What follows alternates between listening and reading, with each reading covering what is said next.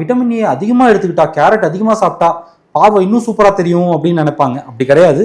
Vitamin A deficiency இருக்கிறவங்களுக்கு அது miracle. ஆக்சுவலாக விட்டமின் ஏ டிஃபிஷியன்சி இருக்கு, அவங்க விட்டமின் ஏ எடுத்துட்டாங்கன்னா கண்ணு சில பேருக்கு மெல்ட் கூட ஆகும். அந்த கண்ணு கூட சரி பண்ணலாம் கேரட்னால. எங்க அம்மா கேரட் தான் சாப்பிடணும் சின்ன வயசுல இருந்து கொடுமை பண்ணி சாப்பிடுறேன். அதான். ஸோ கேரட் வந்து டெஃபினெட்லி உங்களுக்கு ஒரு மிராக்கிள். யாருக்குன்னா விட்டமின் ஏ டிஃபிஷியன்சி உள்ளவங்களுக்கு அது ஒரு மிராக்கிள்.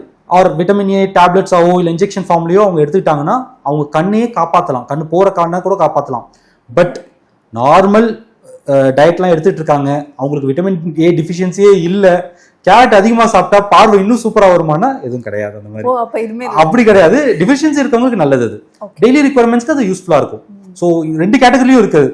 மிராக்கலாகவும் இருக்குது, சம்டைம்ஸ் யூஸ் இல்லாமையும் போகலாம். பிகாஸ் உங்களுக்கு ஆல்ரெடி விட்டமின் ஏ இருக்குன்றப்ப எக்ஸ்ட்ரா விட்டமின் சாப்பிட்றதுனால ஒன்றும் பிரோஜனம் இருக்காது. இதை தவிர பார்த்தீங்கன்னா ட்ரை ஐஸ்க்கு உண்டான ஒமேகா 3 ஃபேட்டி ஆசிட் அதெல்லாம் எடுத்துக்கிட்டிங்கன்னா கண்ணில் வந்து ட்ரைனஸ் வராமல் இருக்கும். Dryness is a big topic.